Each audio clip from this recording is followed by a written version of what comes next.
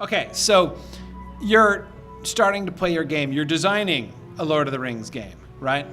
The main thing I want to draw attention to, there's not only the character races, which are in their way comparatively simple, right? You can play a hobbit, you can play an elf, you can play a dwarf. Interestingly, they do not allow you to play a female dwarf. That's not possible. And again, here they're following the text. There are very few female dwarves, and they don't travel around. So Lotro made the decision early on, like, no, you're not going to be able to choose the female gender now that doesn't stop a lot of players from playing female dwarves. But the game doesn't have that as an option. The classes, though, are the thing that I want to draw attention to, because here we have some of the first and hardest decisions that they had to make when they were making the game. Because, of course, on the one hand, you're like, okay, it's a Lord of the Rings video game, so you're gonna. It's like a classic fantasy video game, right? I mean, Tolkien is the root of classic fantasy stuff, right? So you want to be able to have the fantasy experience, except things don't really work in Tolkien's world like they do in your classic sort of D&D-esque fantasy world, right? In particular, magic users are a problem. Right? You want to have magic users available in your interactive fantasy video game, right? But in Tolkien's world, there's not really classes and classes worth of people who go about casting spells and throwing fireballs. It just doesn't happen, right? So what do? Now here, to some extent, of course, the Lord of the Rings Online people they did kind of force it a little bit. They wanted there to be essentially magic-wielding classes. And so their question was, how can we fit that within Tolkien's world? I will give them, so they forced it. If they were just following Tolkien's world from the beginning, there would have been very, very few magic sort of type abilities at all. And they felt that just wouldn't fly in the MMO world, and so they didn't want to do that. However, I will give them credit to say, having made the decision that they wanted to sort of push through magic using classes, they didn't just make the acclimatization to Tolkien's world superficial, right? They spent a lot of time thinking, how does magic work in Tolkien's world? Because it's different. It's a little bit unusual. What are the examples that we get in Tolkien's world of magic happening? And there are several different examples. We do have people who utter spells. Gandalf uses spells. Gandalf speaks before the doors of Moria of once knowing every spell ever used in the tongues of elves, men and orcs to open doors, right? So apparently that's a thing, right? That can happen. So there are, and these are, so there are some that are some magic that's associated with spoken words and spoken words of power, and with runes. That's another thing that happens in Tolkien's world. You put runes on things, and that invests that thing with magic. Weapons with runes on it, right? When Aragorn picks up the hilt of the knife, the Morgul blade that stabbed Frodo, right? And he looks at it and he says. And Glorfindel looks at it later on and says, there are evil things written on this hilt, right? He can tell. And this is why Aragorn saves the hilt and takes it with him to Rivendell, right? So that Elrond can read the runes on it and be able to diagnose what the heck is happening to Frodo, right? Based upon the spells that are woven around that blade by the runes that are written on it. So that's a thing, too, that happens. But of course, if you know Tolkien, the number one way in which magic is manifested in Tolkien's world is through music and through song. So, you're designing a video game, what do? You design, hang on a second, let me get an elf here. Okay. You can be a rune keeper, right? So you are proficient in runes and in spoken words and phrases of magic, right? Now, you'll notice this was grayed out when I was a human, because humans don't really know about runes, right? Almost all humans in the world of the Lord of the Rings have been around long enough to be able to sort that out, right? They don't know enough about that. Only elves and dwarves know enough about runes to be rune keepers, so you have to do that. Or of course you could be a minstrel, and minstrels through song they do all of their sort of magic through song. You'd be a lore master too, which is also sort of a kind of a magic using class as well. That's a phrase straight out of the books, of course, describing Elrond.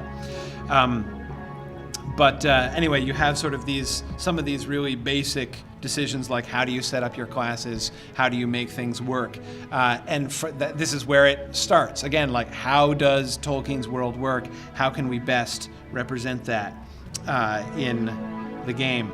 Let me go out of this for a second. Yes, I do want to exit. Okay. Let me start with, this is a character created by my 9-year-old son a little while back, before he insisted on his own account. So he abandoned his old minstrel on my account, and I still sometimes use it. Because of course, once you then create them, you have to think about how your class skills and your skill trees work and everything. So if you're a minstrel, you sing these different songs that will have effects on your surroundings. You have some songs that you can sing that will damage or dispirit your opponents. You have some songs which will bring encouragement and healing to your companions. So you have a lot of song-based magic. And I in general, I find the skill traits, the skills and traits and things very well done in Lotro, very, very interestingly engaging, not just using the vocabulary of the text, which they're very good at doing, but of really kind of sticking to the basic ideas of the world. There are other elements in which the mechanics of the game are doing a really sensitive reading of the text. One thing I would point out, so you notice the mini-map over here in the top right. You'll notice how the frame that surrounds it is kind of glowing blue here. One of the things, if you read the Lord of the Rings, that you'll notice is that a lot of times the characters are filled with dread in the presence of something, like the ring wraith comes by, right? When you're near a ring wraith, you experience this almost paralyzing dread. It's hard even to move, right? The intense fear that you experience, it's a really big deal. It's one of the things that comes up a lot in Tolkien's world. They worked that into the game mechanics so that your character has depending on where you're located and whom you're close to, you have either hope or dread that builds up, and that affects how many hit points you have, how much damage you do, how fast you're able to move, how clearly you're able to see. Your whole vision will become clouded if you are in a place of very great dread. Right now, of course, my hobbit is in the Shire, and so he has a hope rating of 3. The Shire is a very hopeful place. Everywhere in the Shire, you have a pretty high default hope rating. And if you go to places like Rivendell, it's even higher, or Lothlorien. Whereas other places, obviously, like Mordor or deep into Isengard, you will be in a state of dread. Minas Morgul, Mirkwood, lots of places like that. So you need to think through the mechanics, and as I said, make sure that you're really thinking through what is important in the text. But then there's the world building element of it, right? Not just saying, okay, I'm gonna put together a story which just kind of follows along the story in a really simplistic way. When you think of the opportunities that you have as a designer, as a story writer, when you're doing adaptation like this, one of the advantages, one of the opportunities you have are to take things from the main story, things that are just referred to, things that are only a name in the book, and make it into something real, right? So for instance, where Tolmanson, my hobbit, is here now is Delving. Which, if you know Tolkien's works, Delving is the capital of the Shire, but we never go there, right? The only part of the Shire we see is Hobbiton and the part of the Shire that they cross in order to get to Crick Hollow and then to the Old Forest. Most of the Shire we never actually encounter or get described to us, right? Delving is one of those places. It's on the map. It comes up in the narrative a couple times. We know that it's sort of the political and cultural center of the Shire. And yet, we never see it. We don't know what it's like, right? So, the opportunity to be able to take places like that and imagine them, right? But imagine them based on what, so we don't know what Delving is like, but we learn a lot about the Shire. We learn a lot about Hobbit culture, right? So taking the things that the book says in general about hobbits and how hobbits live and what hobbit values are and things, how do you go about filling in the gaps in the world, the parts of the world that just aren't involved in the story and so are never described. So, by the way, where Tolmanson is here is, and things are. Sorry, I think my graphic ratio is not really quite correct here. Hang on a second. Let me see if I can.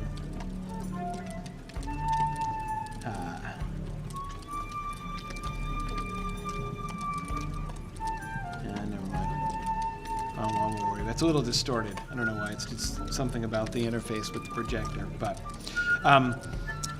where my Hobbit here is in a pub. There are pubs in all of the towns in Hobbiton, several of which are named, of course, in the book. This is one, the pub in Delving. We're not told what the pub in Delving is called. So this is the one place in the game that they make references to things outside of Middle-earth. This pub is called the Bird and Baby, of course. Does anybody know the significance of the Bird and Baby? The Bird and Baby is the nickname of the pub in Oxford that Tolkien and C.S. Lewis and the other Inklings met in. The Eagle and Child is the actual name of the pub. The Bird and Baby was its nickname and what they called it. So this pub is called the Bird and Baby, and in fact, these three guys who are sitting around here are the three guys who are based on the other three major Inklings, Jack Lewison for C.S. Lewis, Carlo Williams for Charles Williams, and Owen Farfield here for Owen Barfield, the other three members of the Inklings. There is a Hobbit character who sort of stands in for Tolkien as well, but he's not here. And in fact, if you engage these guys in conversation at this stage in the game, you learn that they're wondering where he is and why he's not showed up yet, and if he's going to bring another chapter of the new story that he's been writing. But you have to go and interact with him, and he'll give you his pipe and everything. But attention to detail, that is one of the things that really sets Lotro apart as an adaptation. You notice there's a random rabbit sitting in the corner of this room. That's a little Easter egg. The room at the Eagle and Child pub in Oxford, where the Inklings used to meet all the time to read their stuff, was called the Rabbit Room, which is still there. If you go to Oxford and go to Eagle and Child, you can go and sit in the Rabbit Room. But that's why there's a random rabbit sitting here in this room. So, oops, I'm behind the bar. That's a mistake. So we go to Delving, and again, you you ask yourself, sorry, I'm getting an emergency warning that there are flash floods here. I think I'm not the only one who's receiving that warning right now. All of a sudden my watch starts going off. You might want to consider fleeing the premises. Anyway. Yeah, exactly. Oh wait, it's raining? The pub sign here is a replica of the actual pub sign of the Eagle and Child in Oxford. It's a reference to the myth of Ganymede, which is really just actually kind of creepy, but anyway, there it is. So you go about Delving. Now, I should ask, how many of you in here are Tolkien fans? Okay, a couple? All right. Just wondering how many and how obscure references I can make. That's why I'm asking the question here.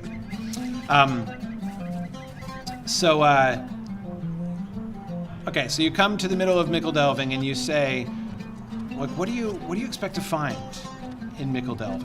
You know, what is MAGLabs about? What should it be like? Again, knowing what we know about hobbits. It's the capital of the Shire, so like, how do you indicate the capital of the Shire? Well, you don't really. You don't have a big, there's no legislative structure. The Shire is essentially an anarchy with an elected mayor who has almost no duties, right? So in fact, you go to MAGLabs and pretty much all you find is the mayor wandering around. This is him over here. Will Woodfoot, Flower Dumpling, who is not as fat as I think he should be. I mean, he's a little rotund, but I think he needs to be a little bit fatter than that. He doesn't look that much like a dumpling, which we are told is his nickname. There are a few kinds of memorials and things, other sort of indicators of that this is something like a historical center in the Shire. These statues here in the middle show us that. These the statues are so much foliage here these days. There we go.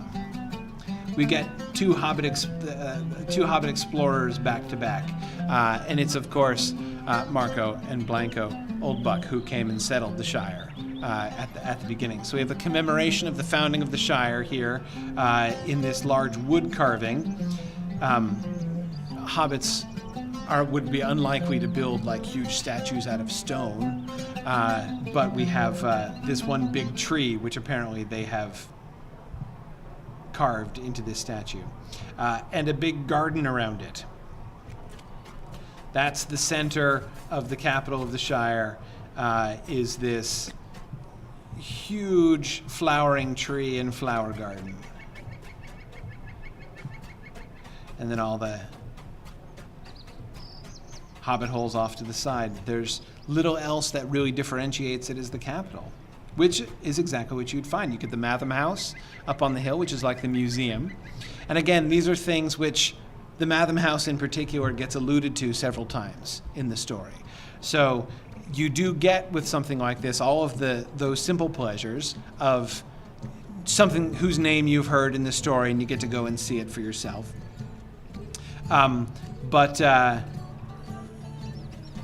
But generally, it's just normal hobbits living their normal lives and trying to show what would a bunch of hobbits living together, like, what would be their issues, what would be their problems, what kinds of encounters would you have in a place like this, and it's all about thinking through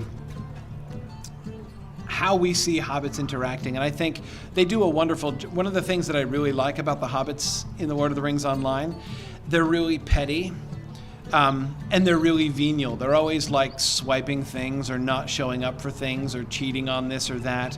A lot of Tolkien fans kind of imagine hobbits in the Shire as like this absolutely perfect, idyllic society, and it is totally not.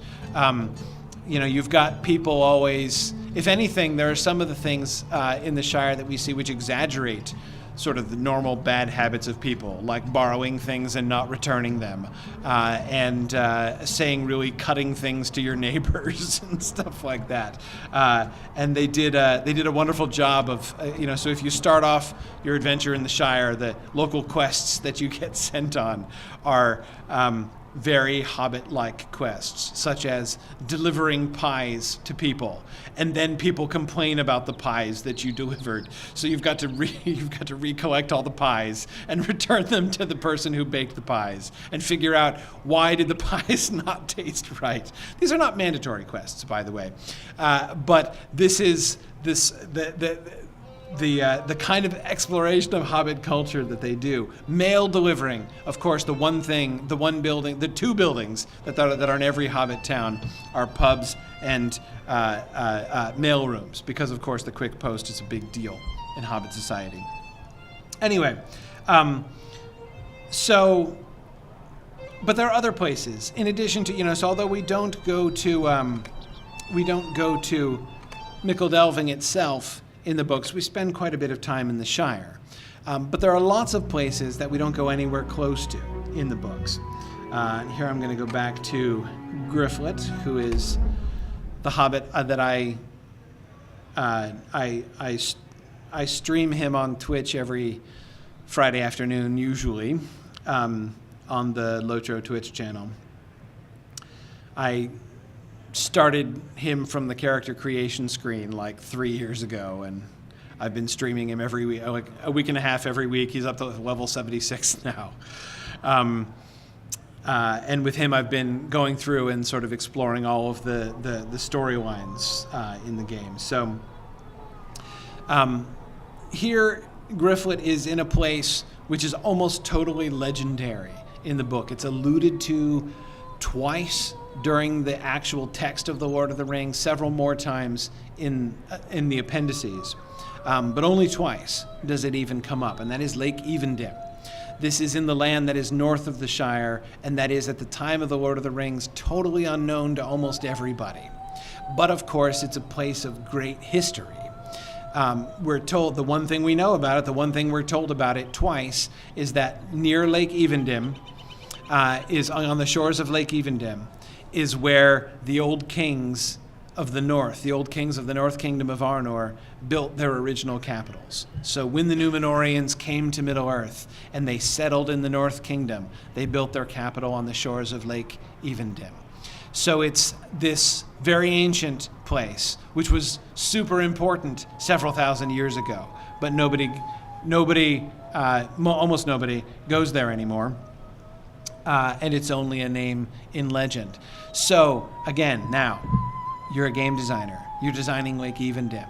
You want to design the ruins of the city of Annúminas by Lake Evendim. So what do? How do you go about doing that? Well, again, if you want to do a really good adaptation, you don't just say, I'm going to slap down some generic castle ruins and it's ruins, right? So who cares?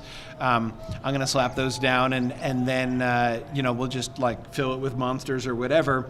In Lotro, they do a lot of really interesting thinking about this whole situation. What would this have looked like? Given what we know from the story, how do we build this, right? Okay, so we know that this was the capital city of the North Kingdom of Arnor, but we know that it was not built when they were at war. It was built more than 1,000 years before they were at war with anyone. These are built by the exiles of the lost island of Númenor, who came to Middle-earth and established their peaceful kingdom, and they thought at the time that they were building this that wars were over and they had finally lost. They had finally lost the enemy that had been plaguing them, and although they lost Númenor, they had finally come to a land of peace. So what would people like that? People with fairly advanced technology and a fairly advanced society coming here, how would they build it? Well, they wouldn't build a walled city, right? Of course they wouldn't build a walled city. They thought that they were done with war, right? They thought they had found a land of peace. So you get Annúminas. Here, let's see. I'll get a little closer to it too. One thing that you can see from it, it's built right down on the shores of the lake.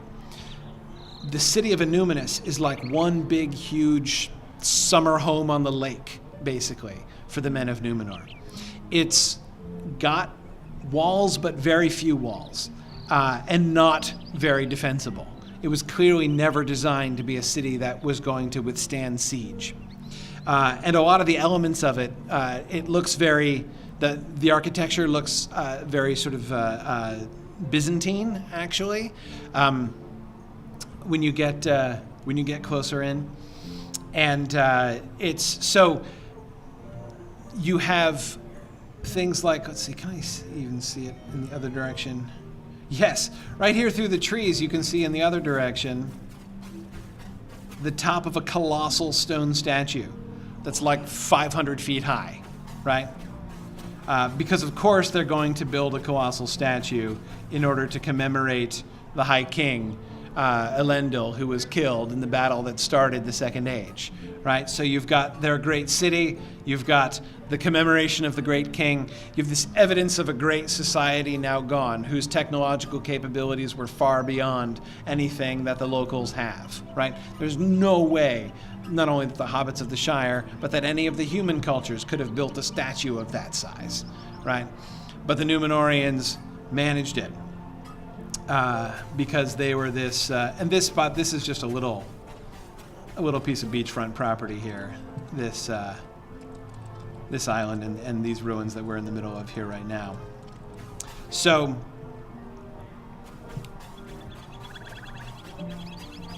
yeah.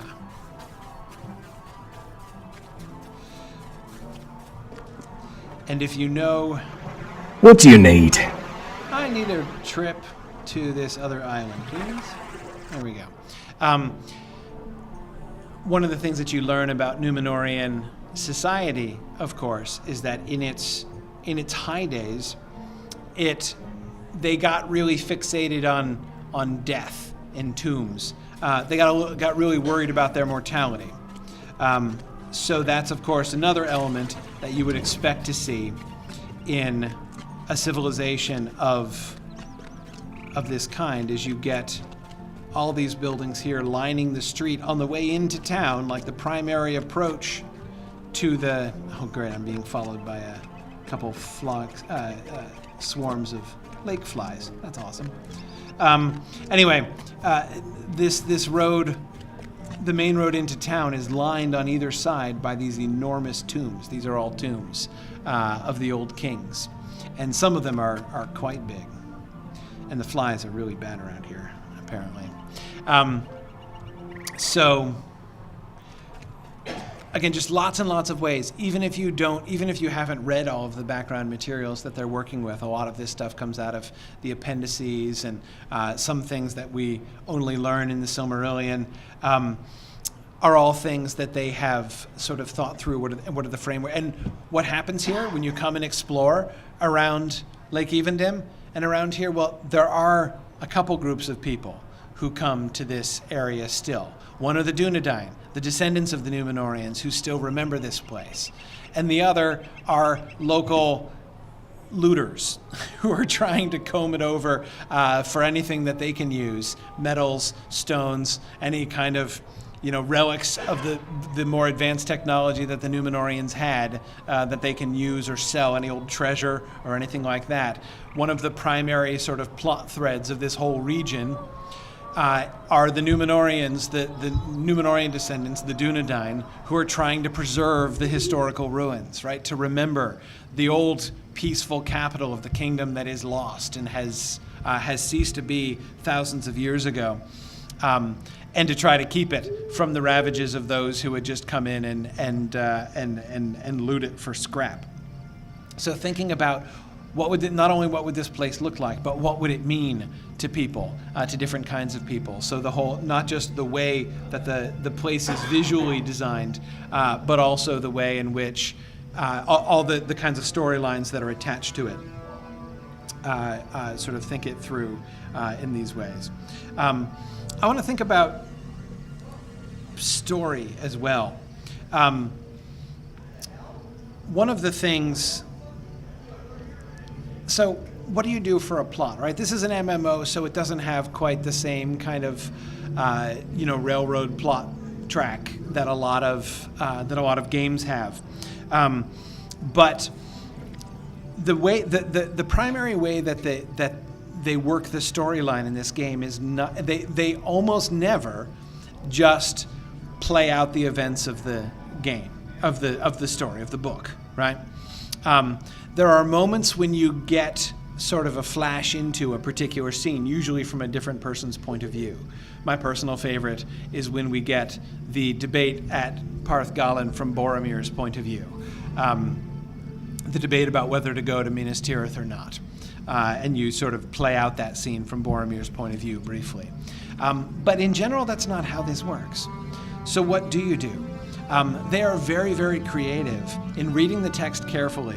Almost any action that an unnamed character takes, they will give to the PCs to do. So for instance, if you remember in the Fellowship of the Ring, the company gets to Rivendell, but they can't leave Rivendell for a while because Elrond and the others have sent out scouts in order to see what the enemy is doing and what's going on with the enemy and what's going to be the safest route for them to be able to take out. Well, of course, those are quests that you get sent on as a PC. We're told in the book that somebody did this thing. So whenever it says in the book that some unnamed person did this thing, that's definitely a thing you're going to get dragooned into doing when you're playing The Lord of the Rings Online. Where Grifflet is now is in the underground kingdom of Moria, in the Misty Mountains. This is Khazad-dûm, the center of Khazad-dûm. They've developed this plot line where there's a new dwarvish settlement that has come in and tried to establish a new settlement here since the time that the Fellowship passed through. This is particularly interestingly done because they're paralleling an older one, the story of when Balin and his company came to Moria. But they don't want to show that whole. They don't want to. That happened in the past, so they just kind of parallel it with this new one, which they do, I think, in some really fun ways. The shadow of Mordor will not long fill the halls of Khazad-dûm. That's good. Stay optimistic, man. That's what I say. I like your attitude. So another thing that you do a lot of is not playing the main story, but facilitating the main story. You occasionally run into the Fellowship of the Ring, but you mostly are doing things that are going to be like clearing their path, right? Things that would be obstacles to them had you not cleared them first. Ways in which you get to sort of invest in the world and in the story without just going through the primary path of the story. You do, of course, get to see and engage in some of the things that happen sort of off stage in the books, right? Like you learn when you get to Rohan that there was a big battle with the Fords Vysen and that Theoden's son was killed. In the game, you get to meet Theoden's son, and work with him all the way through, up through and including the battle that ends up killing him.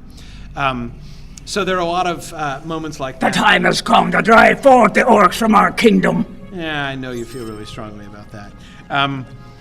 Anyway, so there are lots of opportunities for things like that. And then you get some really fun Easter eggs from the book. I'm going to one of my very favorites right now. The dwarves ride goats around underground in Moria here, which is why Grifflet is riding a goat. Any questions that you guys have about the game, or things if you are any sort of Tolkien questions for the game? Yeah. Well, it's kind of the opposite. So, for a game like this, or some of the other large MMOs that are built on like Star Wars, or whatever, Yeah. obviously, how do you balance between you want to make it special and engaging for the people who are very knowledgeable, but then someone like me with no knowledge of any of it, I would never. How do you make it engaging for that person who doesn't have Right. backstory? Yeah, well, I mean, that's the challenge, right? The challenge to make it to the way that I think that they, handle that, which I think is so interesting. I'm not saying it's necessarily effective for everybody, but I think it's a really, really good approach. Is that they try to draw you in not despite the Tolkien stuff, but they're essentially trying to draw you into the Tolkien stuff. There are a lot of, so I started playing Lotro only a few years ago, maybe 4 years ago. It's an old game. It's been around for 11 years now. But I only started playing it about 4 years ago. And one of the things that I do is I do like lectures in the game and stuff. And so I've been doing a lot of discussions with, people who have been diehard Lotro players for a while. But there's a bunch of people who are diehard Lotro, who have become diehard Lotro players over the years, who are not big Tolkien fans. And one of the things that they kept finding is I'm talking about Tolkien, and so I'll be giving I'll like be invited to it's kind of fun to have like in-game lecture invitations. So I'll like make a character and come to a particular server and show up at a party and give a Tolkien lecture in the game. But one of the things that people find when I do that is that those who don't know Tolkien really well, but do know the game, realize after they've heard me talk about it that they kind of already knew a lot of that stuff. Like it's things that they're familiar with. So what they try to do is to draw you into the whole ethos of Tolkien, even if you don't know it in advance, to draw you into the whole ethos. So if you play Lotro, you will learn like what hobbits and what hobbit culture is like. You will learn what elves and elf culture is like and what matters to them. That was kind of my question, like how much to assume? Yeah, they do a pretty good job of not assuming too much. I think they do anyway. I mean, it's hard because I'm not exactly coming at it, from that point of view. So I can't really speak to that from personal experience. But it definitely seems to me that more than anything, they try to make it a good sort of initial immersion into Tolkien's culture. Okay, so my Hobbit burglar Grifflet here is right now at the top of the peak of the mountain of Zirak-Zigil above Moria. Trivia question. Does anyone know what he should find up here? This is one of the things that has earned my, total nerd respect in Lotro, is that I've almost never been disappointed. So they do a great job of sort of filling in the blanks and sort of extrapolating to things that are not explained in the books and stuff. But almost everything that is referred to in the books is there, right? They do a really good job reading it carefully. Yeah. No, Boromir didn't die up here, but somebody did. Somebody died on top of Zirak-Zigil.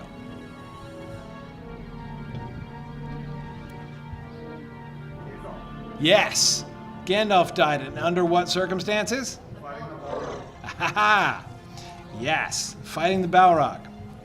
So in the game, you go up to the top of Zirak-Zigil. And what's more, do you remember how he described it?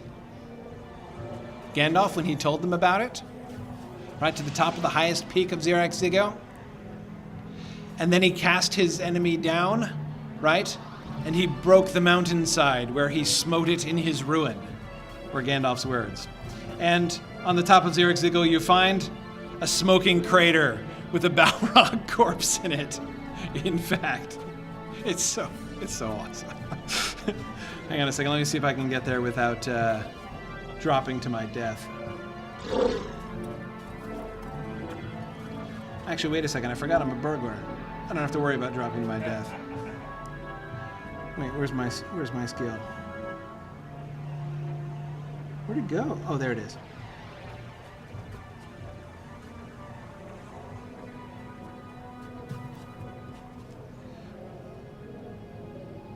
Okay. So yes, here is the crater where the Balrog fell.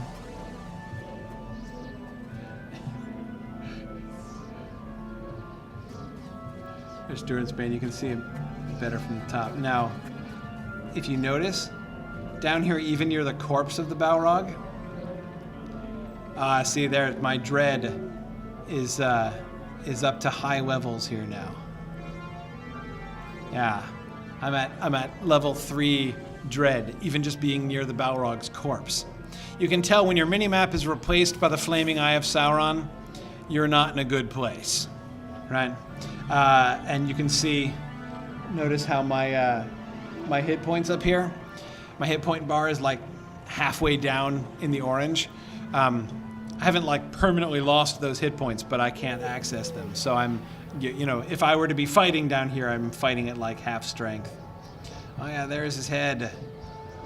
I'm standing right next to his hand here. Oh yeah. So yes, almost any time, howsoever obscure is the detail from the book. Can I get up top there? No, I can't quite get up there.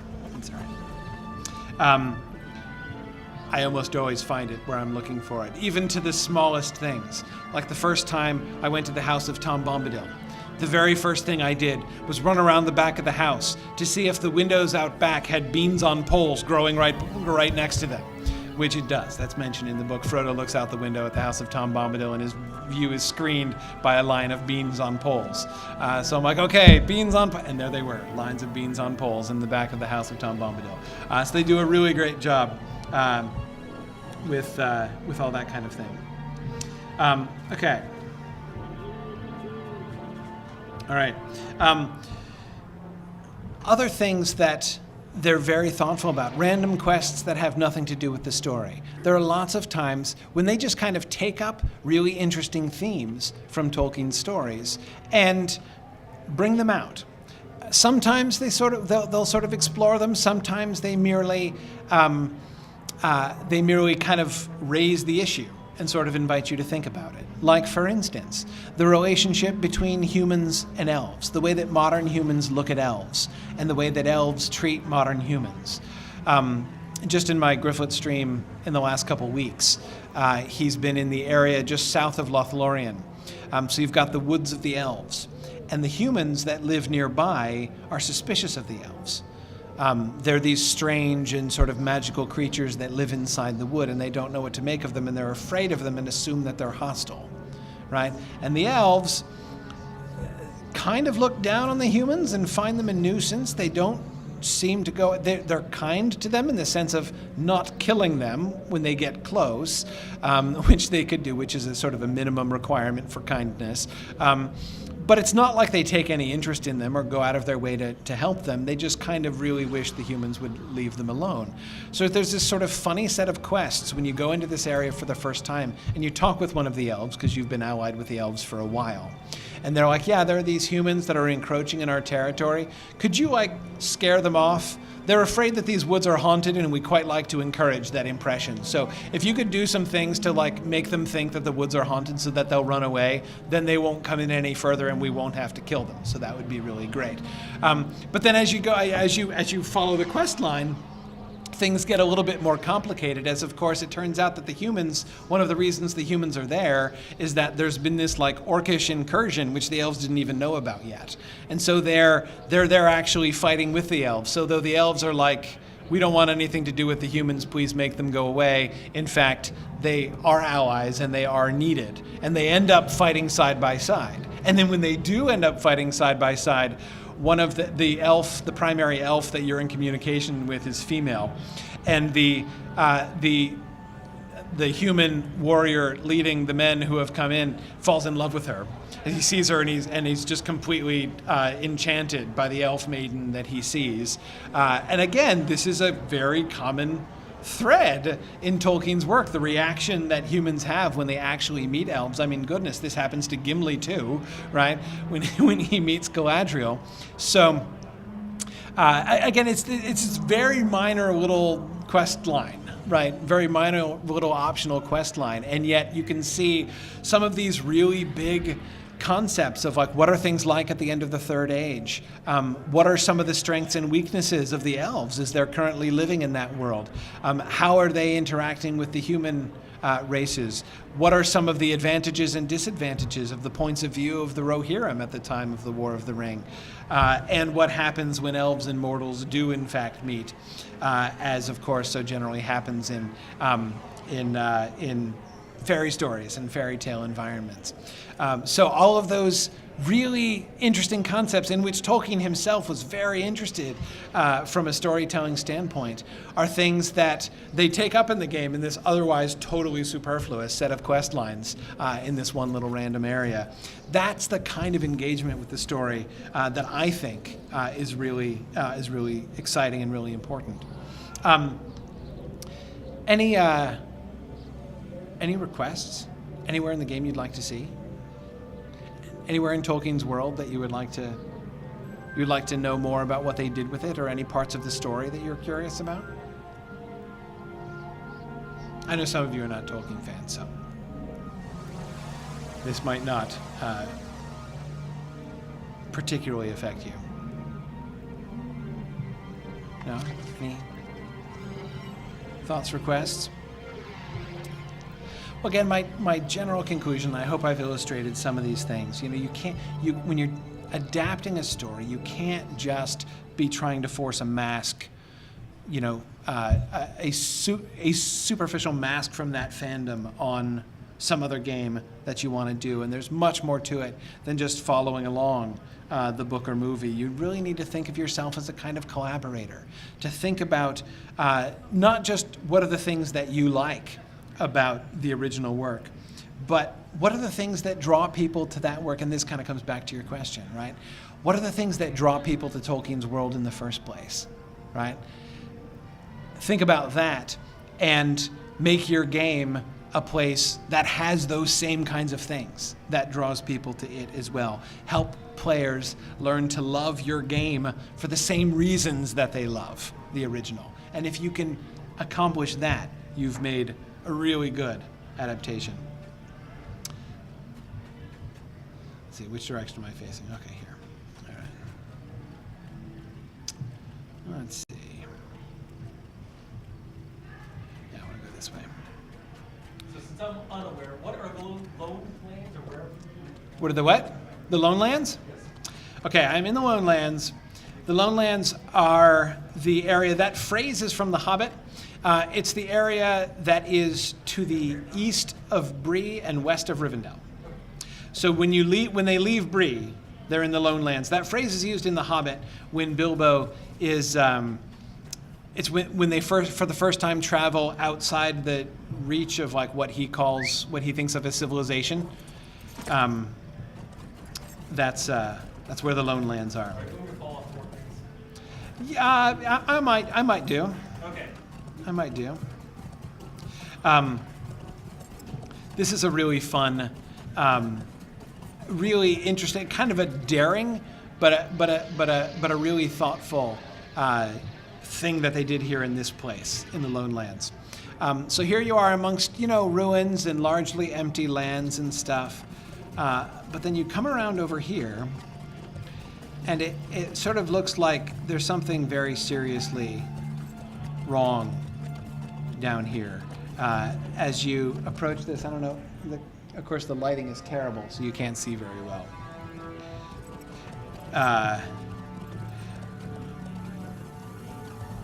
One thing you can probably see is that it got much darker. The land starts looking withered and dead. And then you find, if you see that body of water in front of you, which is red like blood. And you're thinking, there's something very wrong with this area. Now, something evil tainting the land. This is a fairly common theme in Tolkien's work, right? So what they have going on here, I just lost my horse in the blood pond, which is nice. Yeah, Artax, I know.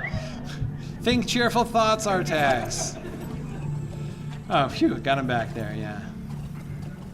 Look, it's like the end. So you're seeing me from the back of the luck dragon here.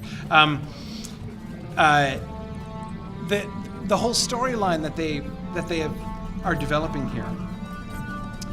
Again, another thing that we commonly see in Tolkien's world is there are spirits that are attached to the land in particular places.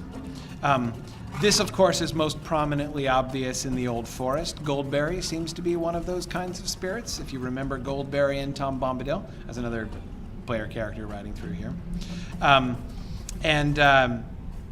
Anyway, so she is a spirit of the wild, a spirit of the countryside there, who seems to be associated with water and especially with water lilies. She's called the daughter of the river. So she is some kind of nature spirit, some kind of water spirit. When it's Goldberry's washing day, it's raining right outside, and the waters are running down the hillsides and everything.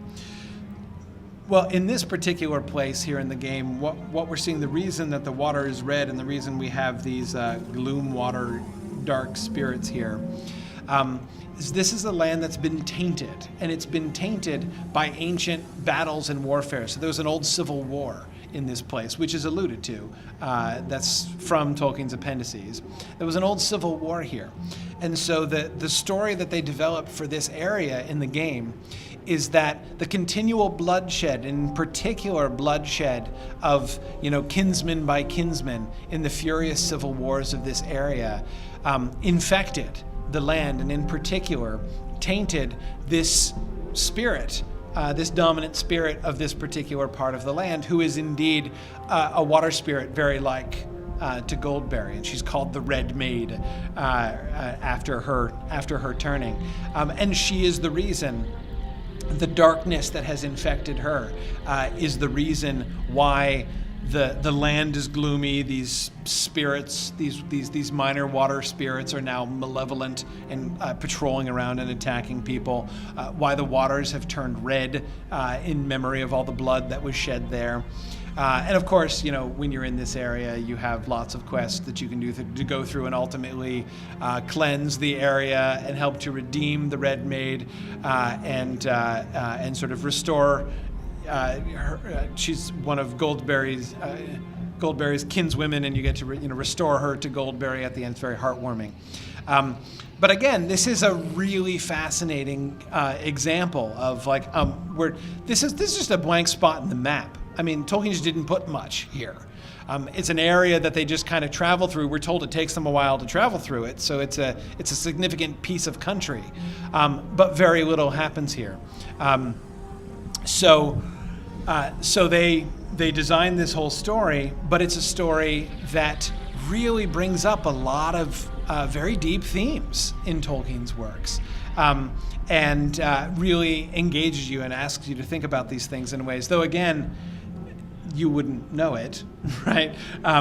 You don't have to know any of the stuff in advance to do that, but you learn it here, right? So when you're reading the books and you see, the desolations, and you're like, oh, yeah, I know how that works, right? I understand how the land becomes tainted by, evil creatures who live in a particular area. It's really fun. I don't agree with every single adaptation decision that they've made in Lotro. There are definitely some things that I would do or would have done differently. But I have huge respect for the thought that they've put into it, both in the details and in the visuals, and also in the in their reading and their interpretation of the text. Very, very thoughtful all the way through, and I have great respect for the guy. I love going down to. Fortunately, their Standing Stone, who makes the game, is based about 45 minutes from me. So I will go down to their offices and we'll do podcast episodes and streams together and stuff sometimes, just sort of talking about the lore and the background of the games and everything. But I think I'm probably over my time by now. Am I over my time? Yeah, a little bit. Yeah.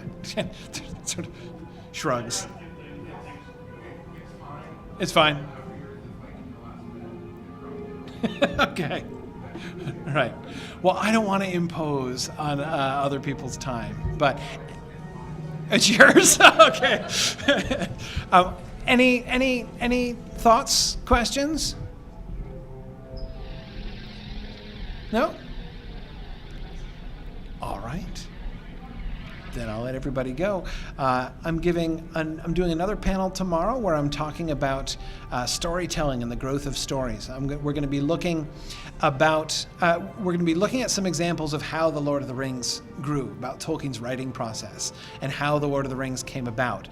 Some really, really fun. When you look at how the Lord of the Rings grew, there's some really fun and interesting things that you see. And I want to be thinking about that, especially in regard to writing your own stories. If you're a writer, whether you're writing books, whether you're doing story writing for games or things like that, how does a story happen? How do you get to from zero to a brilliant, wonderful, life-changing story like the Lord of the Rings? That road is a very interesting one. So we're gonna look at what kinds of lessons we can learn from how the Lord of the Rings came about for that. So that's what my panel tomorrow morning at the cruelly early hour of 10:15 a.m. If you can drag yourself out of bed by then. But anyway, and I'm not even kidding. That's an early hour for me too. My sons were teasing me about that, actually. They saw me on the schedule. They were like, Dad, you sure you're going to be able to make that one? I don't know. Anyway, so I'll see you tomorrow. I'm also judging the Iron Chef competition, so I'll be involved in that, which is going to be awesome. Anyway, thanks everybody for coming. Feel free to hang out and talk afterwards if you like. How far from Weathertop? What? How far from Weathertop? How far is this from Weathertop? Yeah. Not far at all. Yeah.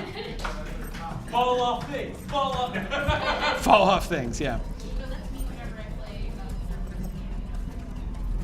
Well, it's nighttime in game right now. So if it were not nighttime in game, you would be able to see it from the distance. It's off. I'm not facing the right direction right now. I got to go around this. While you're traveling, Yeah. went over the blue and ISR plus the yellow. That's just kind of like a, yeah, right there. Oh, this right there. Yeah, it's sort of baseline right now. Yeah. So, a friend of mine's been playing the Shadow of Mordor games, and Yes. he jokingly called it, oh yeah, it's basically Tolkien fan fiction, and after looking up to them like, oh my god, it is definitely errors more on the side of interpretation of the text. I will say, I do like what they did with the orcs, but it is definitely, Shelob is a fire lady from a 1930s bar. Yeah. I don't feel about that. So, okay, so I'm not a purist, right? And I think when you're doing an adaptation, it's really interesting to kind of, it's okay. It's not only okay, it's totally fine to take stories, to take stories in different directions and stuff. But there's taking stories in different directions, and then there's taking stories in different directions, right? Shadows of Mordor. I opposed the bear. It would be, it's like, I was talking about this right before your panel. yeah. So it's like, it would be like saying this. It's like saying, okay, I want to tell a version of the Nelson Mandela story. Except in my version of the Nelson Mandela story, he's a major proponent of apartheid and goes about helping to suppress the black South African population. Now, you can tell that story, and I'm not saying that maybe it wouldn't be interesting to reimagine the Nelson Mandela story that way, but it would be a little hard to read that story and still say this is a Nelson Mandela story, you know? That's kind of how I feel about the Shadows of Mordor. I think it's impossible. I genuinely think it's impossible to miss the central point of Tolkien's world more perfectly than they do. I really don't. I think they have achieved platonic, ideal missing of the point of Tolkien's world. I don't think anyone will ever do it better. I feel like that means I have a picture of like a platonic solid, just a sphere, and it just has like platonically missing the point. Platonically missing the point. Yeah. No, I mean, they missed the point in a perfect way. Hey, there it is. Okay. There it is. In the distance. You can't. Oh, you see better on the screen than I. That's it. The ruins on top of Weathertop are more. They imagined the Tower of Amansul being much bigger than it's. Tolkien was big into very simple towers. When he talked about a tower, he usually was picturing, and you can tell because he often draws them. And when he draws towers, they usually look kind of like a tower you would make out of Duplo blocks. You know, like the really simple, looks like a barn silo kind of tower. So it's fairly clear that Tolkien was imagining that kind of tower on the top of Weathertop, right? And they envision it very differently with like this big elaborate, the ruins of a big elaborate buttress system and stuff. It looks like it would have been a pretty like big multi-level, very impressive thing up there on Amansul. Like a Romanesque Tolkien version to Gothic. So many buttresses. How many buttresses can you throw on here? Yeah, it's a much different period. And we're talking about it's 1,500 years later. Yeah. You know. Yeah, a lot of the stuff he has very like cylindrical Yeah. walls, that sort of like hill fort sort of thing. going Yes, on. yes. Well, like, I think it's because he's thinking of that time period, but most time reimaginings will go, we kind of want Gothic because gargoyles are a thing. Right. Yeah. So Deist was asking about the announcement about the new MMO, the new Lord of the Rings MMO. There's a new Lord of the Rings MMO that has been announced. I have to admit, I'm curious. They don't have the rights to it.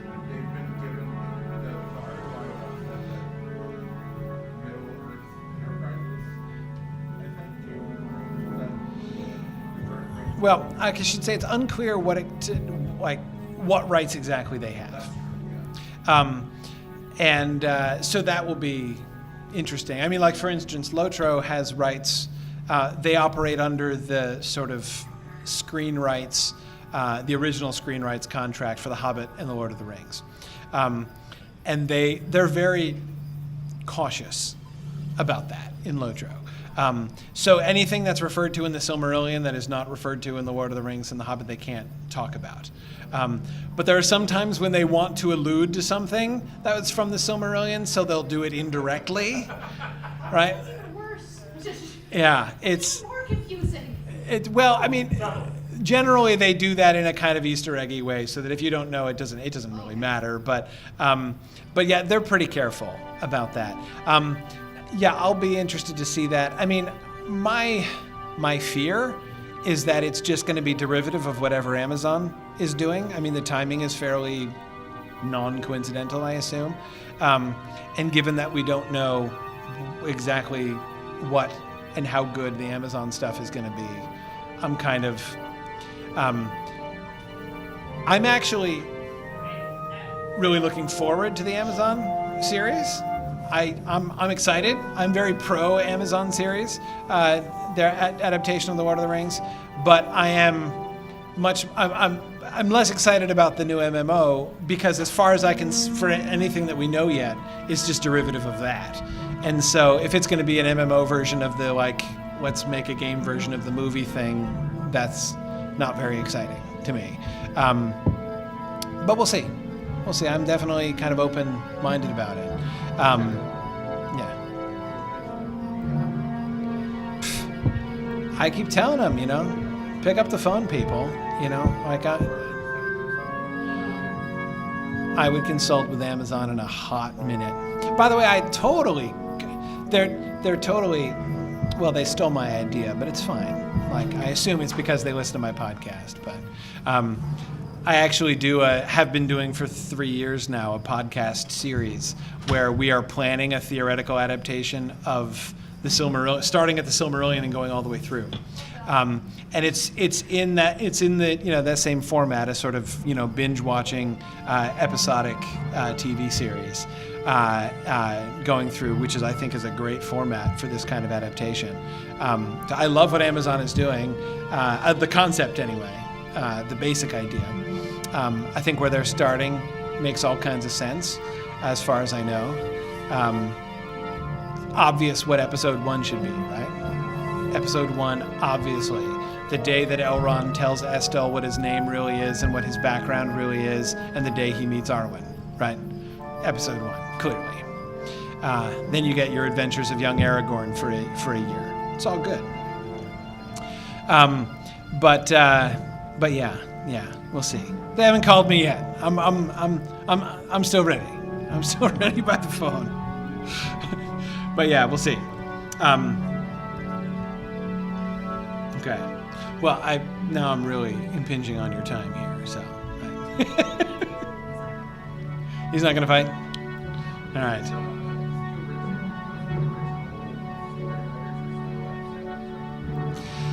Yes. Well, not all of the original team, but 2 of the core people who have been working on it from the beginning are still the core people. Yes. In particular, the guy who has been writing the epic quest lines from the beginning is still there, and Chris Pearson, the primary world builder, is still there. Yeah. Oh, definitely. It's. Oh yeah. It's brilliant. Yes. Yeah, excellent stuff. Yeah, Chris Pearson has he had the job of being the resident Tolkien expert who, especially in the early days, had to try to keep some of the other senior members of the team from going off in wacky directions just because they thought it would be fun. No, not that bad. No, but like, so there's this one little plot line, for instance, where there's this imprisoned Balrog, and there was this. There's this time apparently where some of the senior developers on the team wanted to develop this story where they were gonna develop a romantic plot between the Balrog and an elf maiden. and Chris Pearson told me, he says, I heard that they said that, and I went into their office and I said, if you do that, I will set your desk on fire. That is not happening. Yeah. So yeah, that's kind of been his job from the beginning to kind of be the Tolkien lore control check here. But yeah, Chris knows his stuff. Chris would be a great person to have definitely at MAGLabs. I think you guys would really enjoy hearing from him. Other questions? All right. I got something I was going to say for Brett, if I can ask it openly, if you're okay with it. Sure.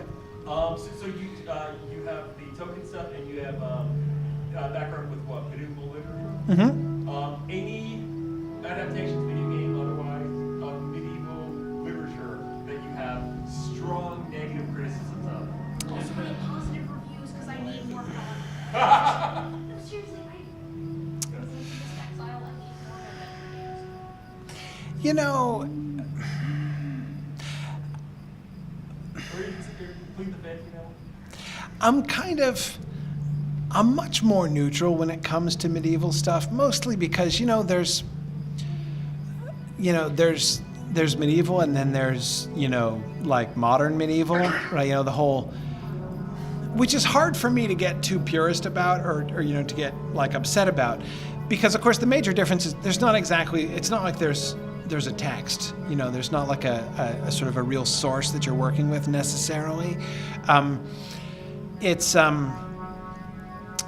So when people do a game which is working less with like historical medieval stuff and very rarely with any actual piece of medieval literature, I'm trying to even remember a single game I've ever played that was really engaging in any.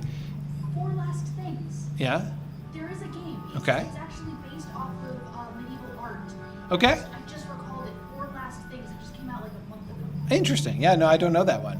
Yeah. But yeah, there's actually, to me, sort of surprisingly few, actually, games that have actually tried to adapt any stories from medieval literature. At least that I know of. I'm sure there are lots of games I don't know, but yeah, generally what you find is that there's a lot of the games which are sort of appealing to the overall modern myth of what the Middle Ages were, right? And I have a hard time getting too bent out of shape about that kind of thing, especially since few of them. The only kind of thing that I find in medieval games that I find to be like offensive in medieval games are the ones that really are sort of perpetuating the quite inaccurate stereotypes about how like stupid and ignorant people were in the Middle Ages and how they thought the world was flat and that kind of thing. They didn't, by the way. Nobody ever thought the world was flat. They've known the world. It's true. Not until modern times did anyone believe that the world was flat.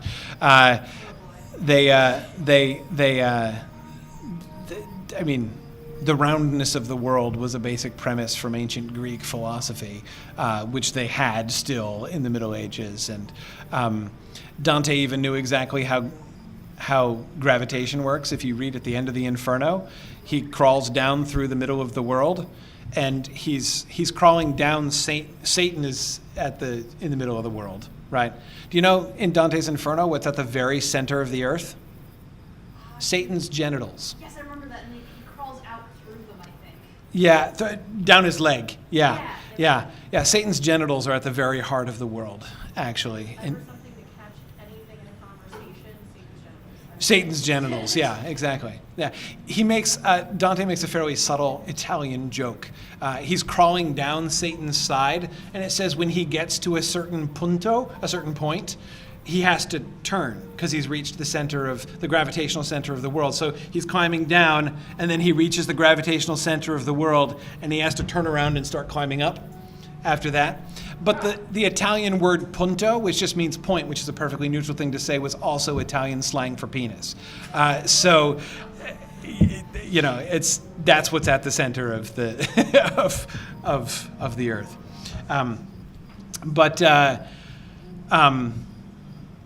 Yeah.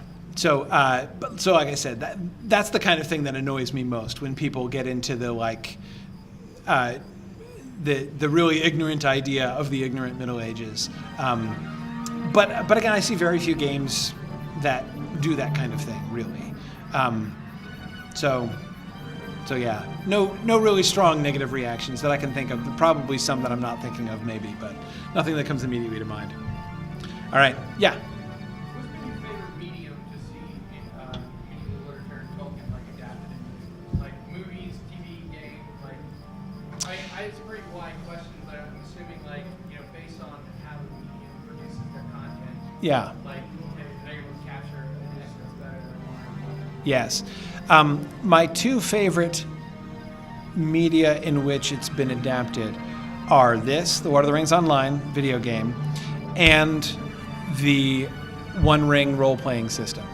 The tabletop role-playing system, so good. Oh my goodness.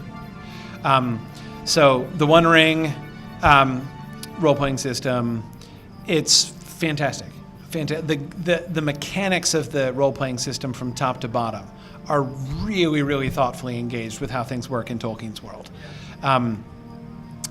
So it's and the kind of world building that they've done in their campaign books and everything to sort of they have the starter area that they do in their game is Rovanian, essentially. So you can be one of the people of Dale, you can be one of the one of the Bjornings, one of the woodmen, those people that the wargs and goblins were gonna go attack in The Hobbit, but got delayed from doing that. The sort of ancestors of the Rohirrim, the descendants of the ancestors of the Rohirrim, all of those different peoples interacting is kind of where they situate sort of the larger culture of Mirkwood. You can play one of the wood elves and everything. So it's really, but it's so thoughtfully done, and I find that's another.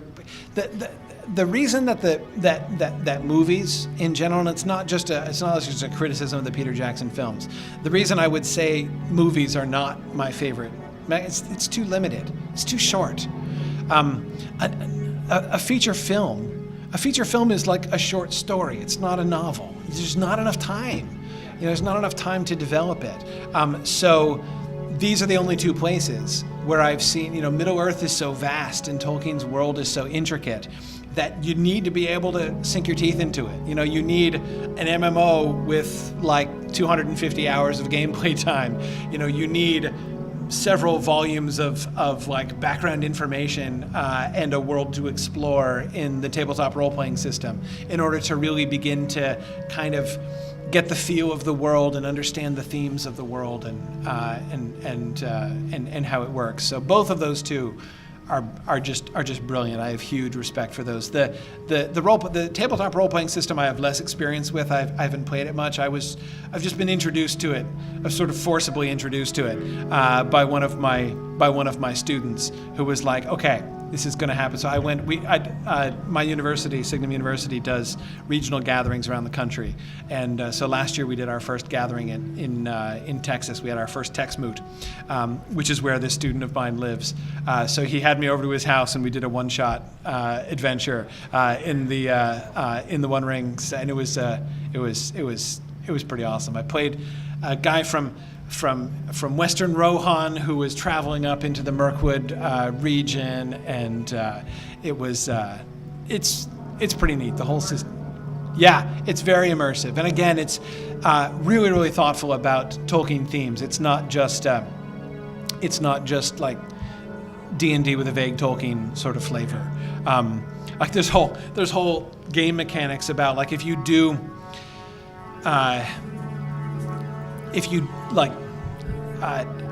act in ways that are like, you know, will in Tolkien's world like lead you to the path of darkness. You know, you can get points of shadow on your character, and they have this whole system for how like if you know your GM is like will be keeping track. It's like, oh, you know, the shadow is growing in the heart of your character because of particular choices that you've made, and there are all these mechanisms that then manifest themselves because of that. It's really, really thoughtful how they've done it. I think it's very cool. So yeah, so that's excellent. Strongly recommend it. And if you happen to be a D&D player who wants a slightly quicker into it, that company's actually made like 5th edition compatible skin, basically. So you can using 5th edition D&D essentially as an engine, you can still sort of play their adventures and in the world that they've created, which is really good, really good. Not as good. It's not as good because it's not as top to bottom, thinking through with the mechanics of Middle Earth like the original game does. But as I say, it's definitely kind of a quicker way into it, and still being able to use the world they've built. So, yeah, great question.